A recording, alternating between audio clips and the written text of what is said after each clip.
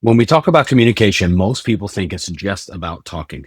But my guest today has turned communication into an art form that can literally transform careers and businesses. Laurie Brown isn't just a communication expert, she's a global communication strategist who's worked across four continents, helping everyone from Fortune 500 giants to small family businesses completely reimagine how they connect with people.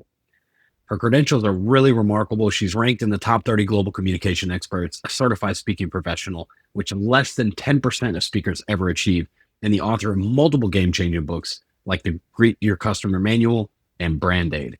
But what makes her truly special is her chameleon communication approach, a framework that helps professionals not just communicate, but adapt and excel in any situation. She's not just teaching communication, she's helping people distinguish themselves in increasingly competitive environments. Please welcome Laurie Brown to the show. All right, Laurie Brown, welcome to the show. Thank you so much. Glad to be here. I am super excited to have you on. Before I jump into some questions, I'm curious.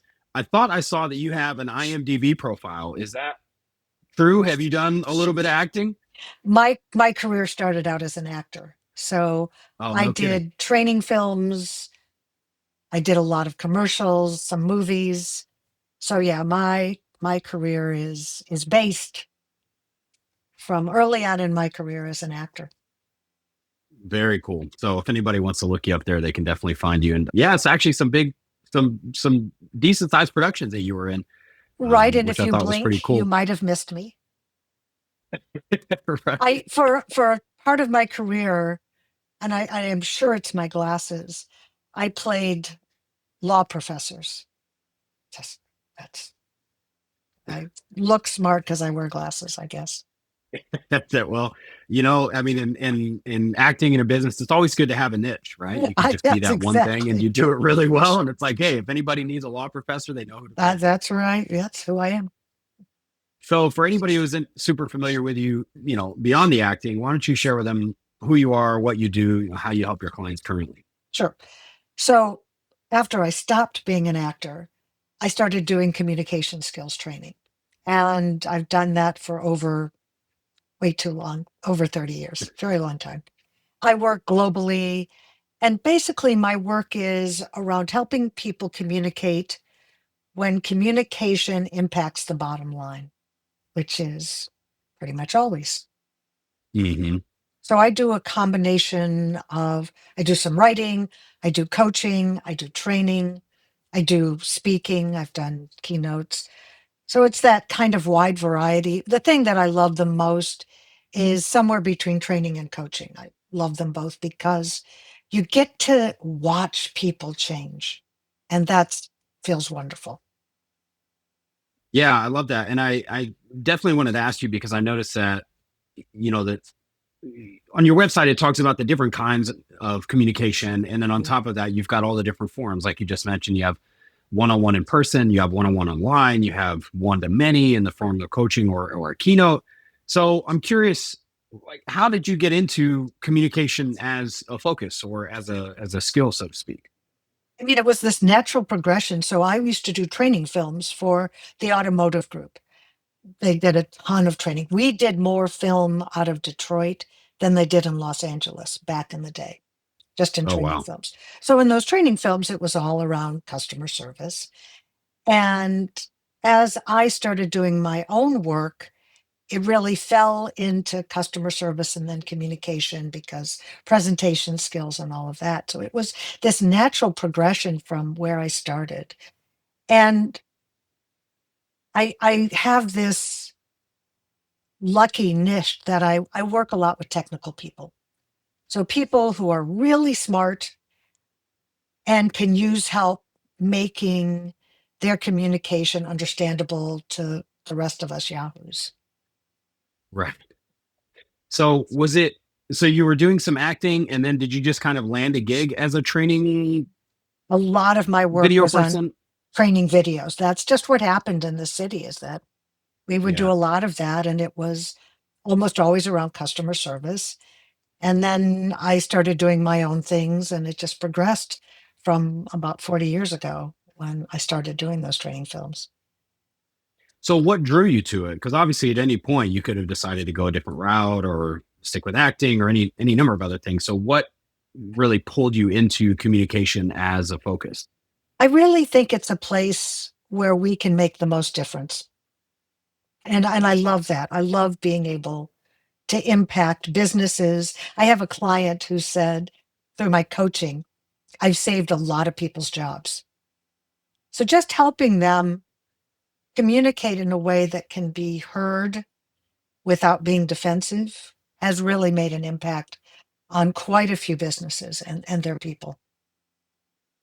And so when you go into an organization, having done this for a long time, are the problems that you're solving for people today the same that they were 25 years ago? Yes, and so if I'm doing presentation skills, the issues are pretty much the same. Customer Sure. service has changed, and that's because customers have changed. If you think about yourself, are you pickier than you were 10 years ago? More demanding? My pickier than I was 10 years ago. Probably not. I'm probably Well, less picky. that's interesting because you are in the minority of most of my classes. When I ask that question, everybody raises their hand. And I think Interesting. as frustrated as we were with communication, customer service communication, COVID just put everybody over the edge. So I Right. think, and I think also because of social media, people feel a lot more free to comment about the service they receive, and they tend to be terribly Right. rude. And so I just think it's harder now than it ever was. Yeah. You've given me, I mean, this is a really interesting thought exercise because I will say it's tough for me to give a single answer to that because in some regards I'm just like there are things that I just don't concern myself with. And it's not I wouldn't it's not even generational. Like this is the difference between my wife and I. If we go out to dinner and I order something and they bring me the wrong meal, I'm probably just going to eat it. Like I don't it's not worth it to me. I just it's I'm not that invested in it, right? I'm here to Right. get food. I got food. Like let's move on. But it's interesting you bring up being picky because I will say I am much more selective about where I spend money and Okay. the things that I buy. Like if I'm going to buy something, I'm going, especially if it's something like, let's just say like a mattress, for example, Mhm. like I'm going to make sure that I get what I want. I'm not going to settle because I got Right. to spend 8 hours a day in this thing for the foreseeable future. So, I'm going to be much more picky about getting exactly what I want. But yeah, so that's interesting. I hadn't thought of that though, as what you're saying, like kind of a social development of the way things have progressed over the years, but it makes sense. It makes a ton of sense. But you bring up a good point, which is about money, because how we spend our money and our time has impact on us. And we want Right. good experiences. When I think of good customer service, it's 3 points. One, we want service that is easy. So if you're trying to buy your mattress, you don't want to have to struggle just to get a mattress. You want them Right. to remove the friction, get in, get out, hear you, hear what you want, and then provide that for you. So easy's probably the most important thing. The Yeah. second thing is we want nice, because if you have a choice of being with somebody who's nice or not nice, you're always going to go for nice. Why not? Right. But here's the interesting thing. We want service that's personal. So as you were talking about you and your wife, give you whatever you want. You don't care. I don't want the hassle of it. Your wife maybe really does care about getting the things you Mhm. ordered. So we can't, customer service and communication in general is not one size fits all. We always, and this is true in any communication, we have to meet people where they are and communicate in Mhm. their style. Again, it goes back to the easy. If we struggle to understand somebody, we tend to just stop. It's not worth it. Right. So all of the principles about customer service are the principles about communication. They Yeah. all fit. All customer service is good communication. That's it. Yeah, absolutely. And I'm curious, have you noticed that there's obviously with things moving into AI and technology Mhm. and all that, I definitely get this sense that people are hungry for human interaction. Like we're just over calling the 800 number and doing the prompts only to get hung up on when like we're just sick of that, right? It's like we want to talk to a person. Mhm. Um, are you seeing that more broadly as well, though? Like, are you seeing this sort of return to face, or not, maybe not face to face, but like human to human Well, service as something that people are looking for? I think that's always been the case. I will tell you, I have lost my voice, is honest, screaming representative. Like, no kidding. Pounding zero, just like, please just put me through to the call center. I just want to talk to Yeah. a human, right? And Yeah. and now, having said that, I will say that some AI is sufficient for what you need. If Hmm. it's a simple question that they can answer, it's better, it's easier. Right. I'm not opposed to AI in any way, shape, or form. And in fact, I have some of my people use AI to help them communicate more effectively. Oh, But interesting. ultimately, humans like humans. Yeah. It's our species, you know? And with everything that you know about communication and all the stuff that goes into that, it, I'm curious if you think that, how do you think we are able to tell when we're not talking to a human? Because there's voice AI, right? There's video AI, there's all of these. But as far as I can, maybe it's the technology, but we still just know. You always have that sense. I'm curious if you have any thoughts on what that might be. Like, what are we picking up on from a communication standpoint that triggers that for us? So I'm going to say it can be true even when you're talking to a human. How Oh, well interesting. does the person listen?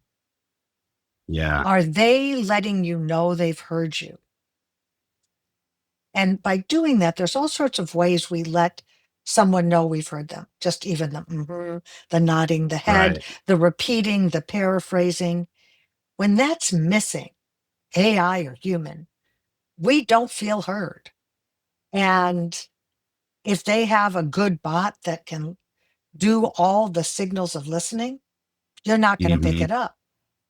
But if there are glitches, right, things are missing, you're not getting the stuff that makes us human. And I think in a Hmm. year, AI will probably be indistinguishable if they program them right. That's so interesting. I had not thought, you're 100% right, but I had not thought about that at all. Because you absolutely have had conversations with people where you say something impactful or significant, and then they just kind of gloss over it. And your immediate ment is like, oh, okay, I know what this is now. Like, you're not listening. This is not a give and a take. Like, this is a one sided conversation. It's like, well, just how can I get out of this as soon as Hmm. possible? I had not thought about that sort of being the same mechanism that you get with AI, where you're like, oh, this is a robot. Okay, I know what this is. Like, I'm not gonna, I sort of understand the stakes of this conversation now. If they haven't answered our question, if they haven't repeated, if Right. they haven't done the things that are part of listening, it's mostly badly programmed. And human beings are badly programmed sometimes. Sometimes they're not interested. So, just to be fair, I'm going to talk about my husband. If you were in a conversation with him, and he does this in meetings, he'll sit and he'll doodle, and you'll think he hasn't heard a word I've said. And he could Hmm. repeat back to you what you said verbatim. So, not everybody doesn't look the same way. Right. I think it is part of our job as a human to make the other person feel like you've heard them Hmm. because I was that's going to what we ask you need. about that. Yeah, I was going to ask you, how do you coach people to into helping people to feel understood, especially in a situation like if you're a manager or you're a business leader and you've got somebody working under you? There's a really high possibility that somebody comes to you and says, I have problem X, and you already know what problem X is. You know the solution. You've tried 17 things. Like, you just have that experience that you don't need more from them. But obviously, that could create a situation where this people's like, okay, they just think they know everything. Like, there's some element of them wanting to tell you what the problem is. So, how do you coach people to making people feel more understood in those interactions? It's really about slowing down. So you're right. So let's say somebody comes to you with an issue, whether it's a customer or your employee, and the first step is to just listen to them. You're right. I might have the answer within the first 5 seconds. But if I interrupt and say, okay, we know how to fix this, the other Hmm. person's going to feel like, wait, you don't, how do you know I haven't finished? Even if you do. Right. One of the best examples I saw about listening, somebody starts talking here and they're finished at your fingertips. When do you start formulating your response? And unless you get to the fingertips, you're not really listening because you're formulating. And We can't multitask. Hmm. So for those leaders, the first thing is to slow down and just listen. And one of the things one of my students did, and I thought it was brilliant, they listen like this. And what does that do? Covers your mouth, keeps you from saying anything. And for those of us who are quick processors, how lovely to be able to just go, because one, you're looking like you're listening and you're keeping your mouth shut. Now, listening isn't just right. It's more active than that. So I have a model that I use called layer. Listen, acknowledge, inquire, respond. And it's the acknowledgement that really makes somebody feel heard. Repeating back, paraphrasing, clarifying questions, even the Hmm. all of those make the person feel heard. That's really powerful. And then start asking questions, open ended questions, really understand that person, even if you know the answer. Because when we interrupt, the person will just repeat themselves because they'll feel like you haven't heard them. That's such good advice.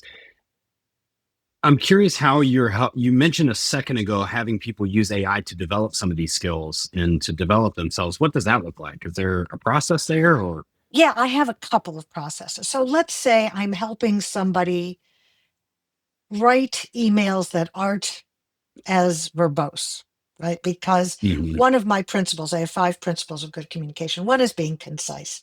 And being concise is so hard. There was a great quote. I would have written you a shorter letter. I didn't have time. Yeah, I've heard that. So So good. I'll have them put their letter through AI. They've written it. I don't want AI to write it. I want them to write it, put it through AI and say, how can I make this more concise, but still keep my meaning? And it's miraculous. Hmm. It works really well for that. I use AI. One of the techniques I teach is tech talk translation. And we're helping technical people communicate in a way that doesn't dumb down the information, but elevates the people's understanding. And one of the ways to do that is through metaphor or an analogy. Sometimes it's hard for people to come up with a good metaphor or an analogy. So sometimes we'll throw it into AI and say, what would be a good metaphor? And it comes up with that. When I use AI, sometimes for coaching on presentation skills, if we want to get rid of ums and ahs, you can put it through a process that we have and it'll say, oh, you did 5 ums. And then I'll still have to show you how to fix it, but then you can watch it and see. So those are Hmm. some of the ways that I use AI to help my clients. Very cool. And are there any ways that you're using it in your business yet, For or you're me, using it personally? oh yeah, I Yeah. love AI. Oh, It's very cool. it's amazing. It's not my final draft ever, but I'll sometimes say, what Right. ideas should I have? And sometimes it's been a coach to me. I had a difficult client and I wasn't sure how to handle it. And I just used it as my coach, and it had a brilliant response. So I use it all sorts of ways. I love it. Yeah, I found it's a really valuable tool at thinking at scale. Mhm. So like you said, solving a problem, answering a difficult question, things like that. It's just you could sit there in your recliner and Mhm. have these thoughts and conversations on your own, but it's going to do in seconds what would take you Right. hours to think through, right? And usually it'll even bring in some additional context and things like that, which I find are super valuable. So that's really cool.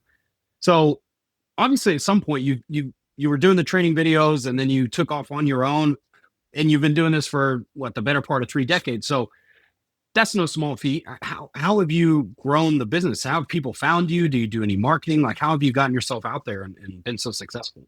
Well, my work has changed now, and now I mean, it's an interesting time for me. I worked on SEO, right? My SEO was great. I would come first up for the things that were important to me. And now it's the LLMs, right? It's different. Right. And Yeah. I'm having to completely change how I get out there. I have a newsletter on LinkedIn is one of the ways I get out there.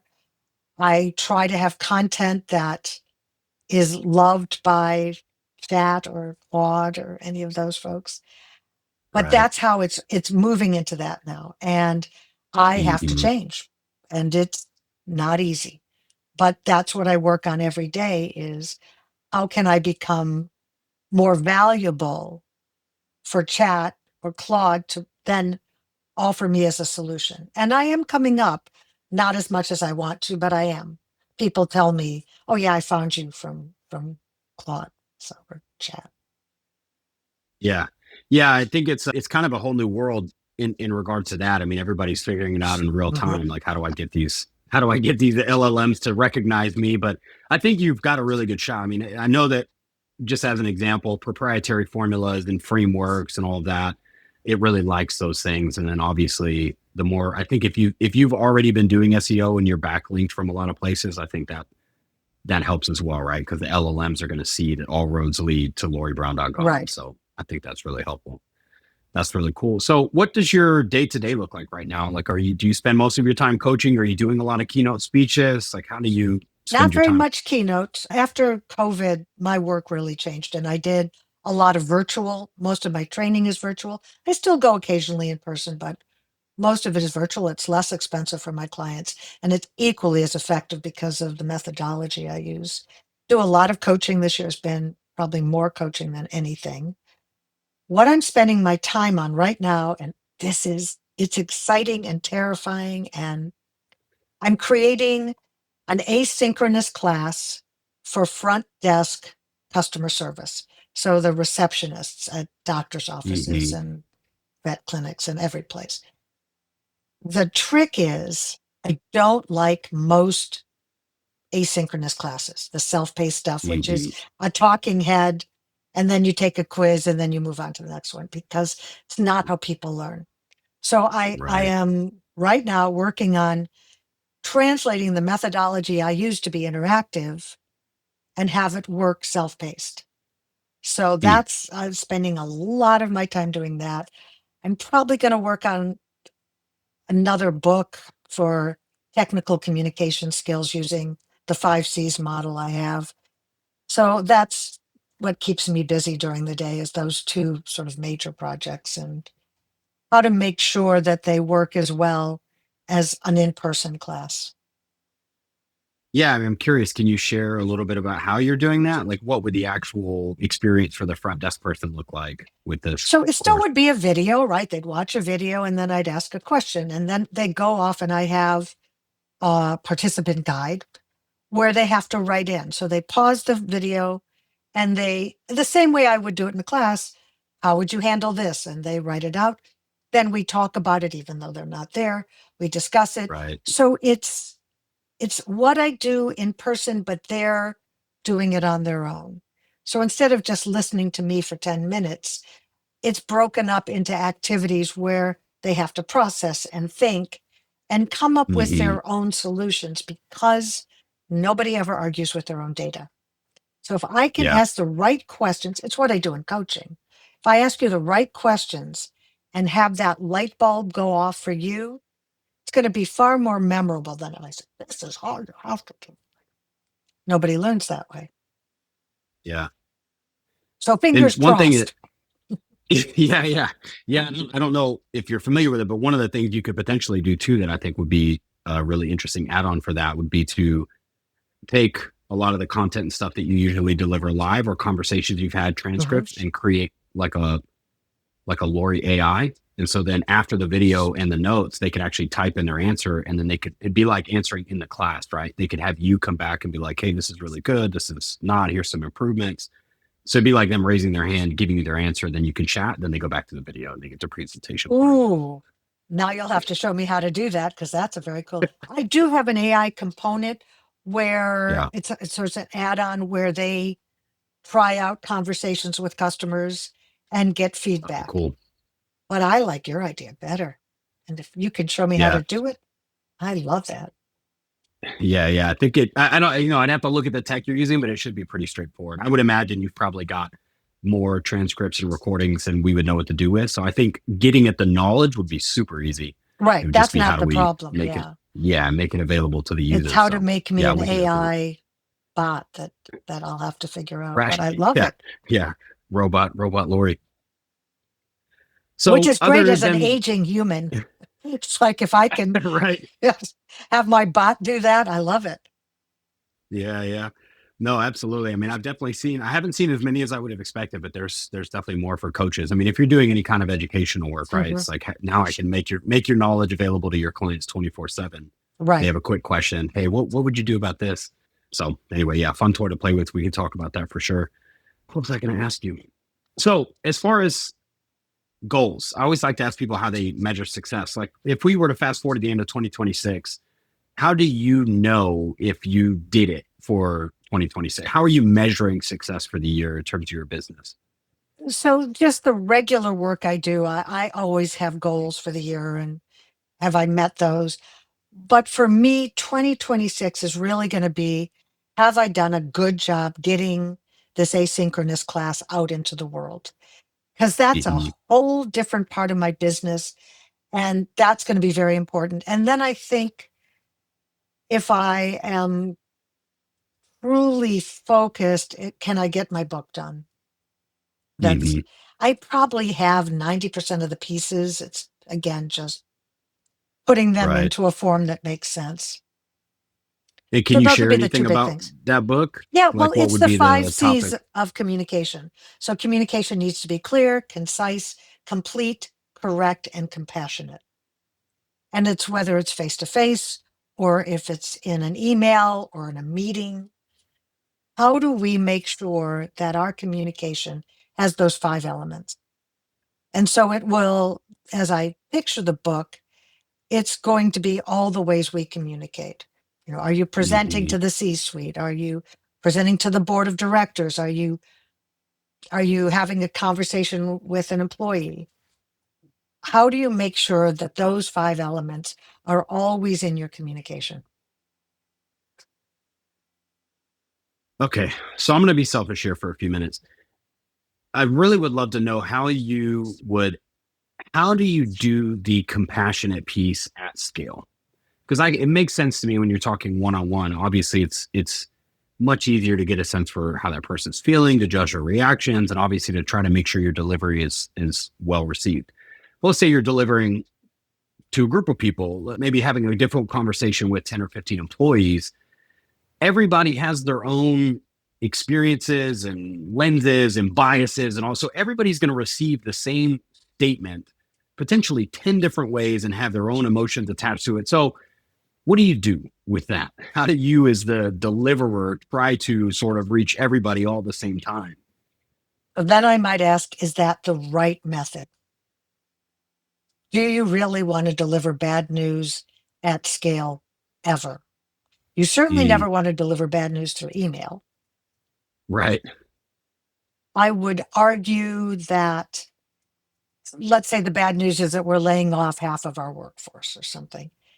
Is Mhm. that really a conversation you want to have with the group? And if so, which I would argue about, I mean, I guess if you were laying off half of the employees, maybe you'd have to, but I might start with, this is a difficult conversation for all of you to hear, for me to say. I will be available to have one-on-ones with you, or will have people available to have one-on-ones with you. So because again, that personal, not one size fits all, there's no Mhm. easy way to be compassionate with a group other than to say, you may have feelings around this. I have an open door policy. I'm going to deliver the news, but understand that I'm available to talk about it afterwards, or someone is, right? We have counselors. Right. I mean, sometimes people pass away and that might be the bad news we share, but we start off with empathy and talking Mhm. about the fact that this might be hard to hear, or this is hard to hear. And we understand that, and that we're there for you. But in general, bad news, I'm not sure it can, never do it by email at least. So at least have Right. some Yeah. part context with your voice or your facial expressions. Yeah, absolutely. And then for something that maybe isn't quite as emotionally charged, like a keynote speech, for example, what does the compassion piece look like in that scenario?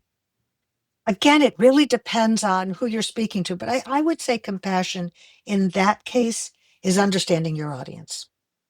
So yes, Hmm. I can't understand the individuals, but they're all there for a reason. Whether it's because somebody forced them to do it, or they came to learn something, or their Right. organization, whatever that is, make it about them. Anytime you can make your communication more about them and less about you, I would argue that's compassionate. Yeah, that makes a ton of sense. And then, so how I'm curious how you might do that in the context of parenting, which I know is outside of the, it's Uh, not exactly what you do professionally, but obviously a lot of my communication is with my four children. So I would imagine the rules are probably the same, but I'm curious if you have any immediate thoughts on, changes you might need to make. that might be above my pay grade. And even though I have a child and I have a grandchild now, it's hard. And I assume all four of your kids are very different. Yes, very much so. And so, again, can you have a conversation with all four of them where all four Right. of their needs are going to be met? I don't know. Certainly, oh, well, not even something like, hey, we're going to go to on vacation. We're going to do something Right. fun. They each might have their own reaction to it, right? One might not like to travel. One might not like eating in restaurants. One might be, oh, I don't even want to know. I just want to go. Right. So my guess is you are an expert in your children and their communication style and what they need from you. I talking to kids is really hard. It is. No, it really is. But you do bring up a good point. I do think it's easy as a parent to fall victim into what we were talking about a moment ago, where you can just kind of deliver anything at scale, good news, bad news, Right. changes, whatever. And that's a really valuable point that I'm going to take and spend some time with. That there's definitely an argument to be made in many situations for addressing each of the children individually, so that in their own way they can each sort of speak up and have the back Hmm. and forth that they want to, right? Because I could also see where, maybe one kid is just a little bit less confrontational or less disagreeable than the other one, so they have some feedback, but they're going to just kind of be quiet because this other one's being more vocal in that moment. And so, okay, well, you've given me a lot to think about there, so I've got One on one plenty of is time to spend always with that. better. And I think with kids, Yeah, it now seems I like it. only had one kid at a time, so I don't have your experience with all four. It'd be interesting. And right now, how do you have those conversations? Well, so I mean, in a lot of ways, there's definitely some places I'm becoming aware. Like, we obviously haven't done it well, but you brought up a really great point. So as an example, like when we go to Costa Rica, we have one kid that's 3 months old. So let's just, she doesn't have input at the moment, but the other three Oh, are but five, she 7, and 9. will. She certainly will. Yeah, she will certainly have opinion. But the other are 5, 7, and 9, and it's been so interesting. Like you're saying, it's like, hey, we're going back. You get three totally different reactions. Like my son, he cried when we had to come back to the States last time. He wanted to stay. He's like, why are we going home? I don't want to be there. Whereas my oldest, she's constant like, when can I go home? When can I see my friends? When can I do this? Mhm. So to your point, exactly, to make your point for you, when I say, hey guys, we're going back to Costa Rica, I know at least in their brains, I'm getting three totally different responses to that. And as much as I might not like it because I'm already busy and have a ton going on, I need to spend the time individually with them to say, hey, how is that for you? What are your thoughts? What are your feelings? Let's talk about it. But yeah, I mean, that's tricky. It's very easy to get busy as a parent and just kind of like assume the kids are okay, right? And also share the why. I think that one of the things we need most in change, and that's a change, is an understanding of the why. Right. Why do mom and dad think it's okay to rip me away from my friends and take Mm-hmm. me to another country? Why?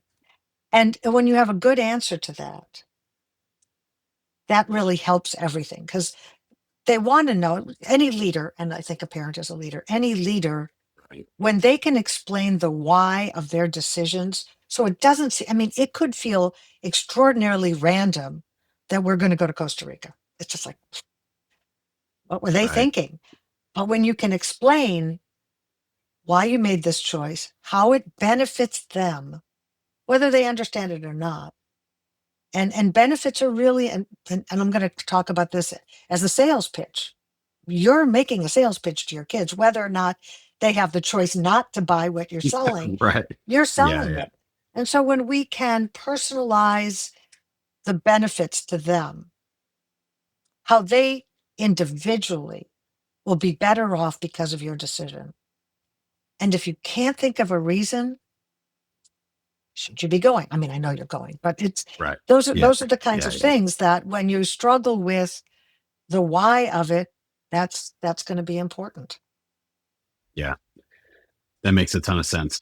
And I am almost guaranteed that I will be thinking of you again over the next couple of weeks. At least Now, once, I'm going to have some moment where I want to talk to all of them at once. And I'm gonna be like, oh, I need to slow down. well, you can do the big picture perhaps Right. and say, I want to explain the whys, but I want to have individual conversations with you.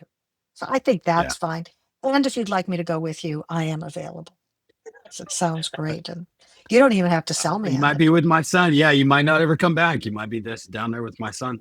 I, Yeah. ha- It's, I have a sheet of uh, ice outside right now, so oh, yeah, we're yeah here in Texas. It's cool. It's not icy. We don't get it very often, but yeah, it's right. starting to get cold, and so I'm already looking forward to some sunshine. Um, what was I had a question for you. Oh, I wanted to ask you. So again, having done this for a long time, what have there been any moments where you've just been sort of really surprised or shocked by changes in the industry or changes in people or kind of what have you ever ended up in a situation where you're like, wow, I did not see this coming 10 years ago. I didn't think we'd be here or, Well, solving a problem maybe you hadn't anticipated. I mean, certainly AI is a big Sure. that's probably the thing that I've changed most. And I think what happened during COVID and people's Mm, sense of entitlement, and I think those two things probably more than anything else. I would love to hear you more about the entitlement piece. What do you mean by that? What did you see regarding that? Because we can now hide on social media, user 5678. We feel Right. entitled to share horrible things because nobody Hmm. can see us. I mean, we wouldn't do it face to Right. face with somebody. Although what's happening is because we have felt like our voice people want to hear us, and our voice is important, and we can be nasty and it's okay. And I think that's happening more face to face now. I Hmm. think that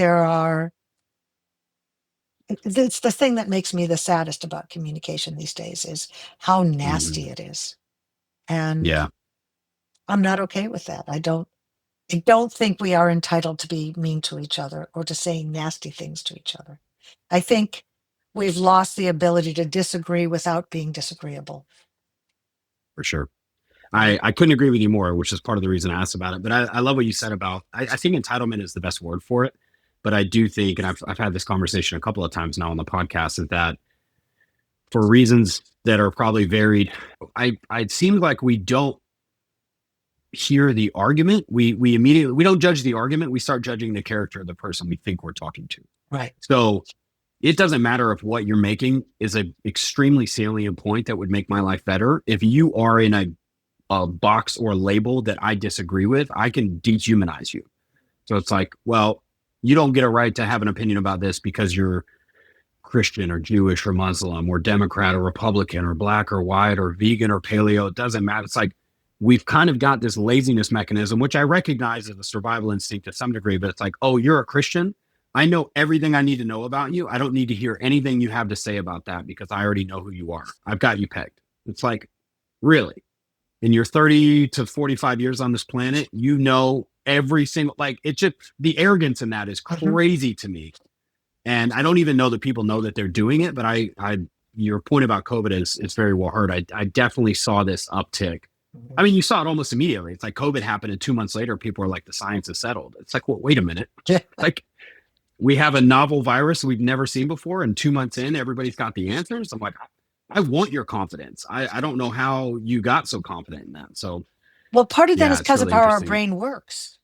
Our Right. brain likes putting things in easily recognized things. It's a survival mechanism. Yeah. So, I mean, I'm sure it happened when we were talking about saber-toothed tigers, right? And we'd see a Right. saber-toothed tiger and our brain would go, danger, stay away from that. Right. And because survival and the amygdala, we need to make quick decisions so we survive. It worked really well with saber-toothed tigers. And there might have been some nice saber-toothed tigers, but in general, it's better if you Yeah. see a saber-toothed tiger to go the other way, right? Your amygdala, Right. fight or flee, and saber-toothed tigers flee.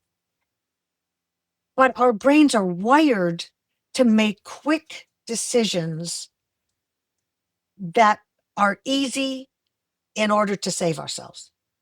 And I think Yeah. that's what's ended up happening to people's I agree. brains is that we need survival. We see that it's, a jungle out there.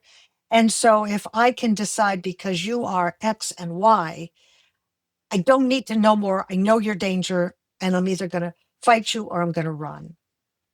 Right. It's inaccurate. It doesn't work, but it happens. Right? That's what our brains do. So we have Yeah. to. I think it makes a ton of sense. And I hadn't actually thought about this until you were talking, but I wonder if it didn't have something to do with the environment of COVID, where we were all kind of put into a fight or flight state.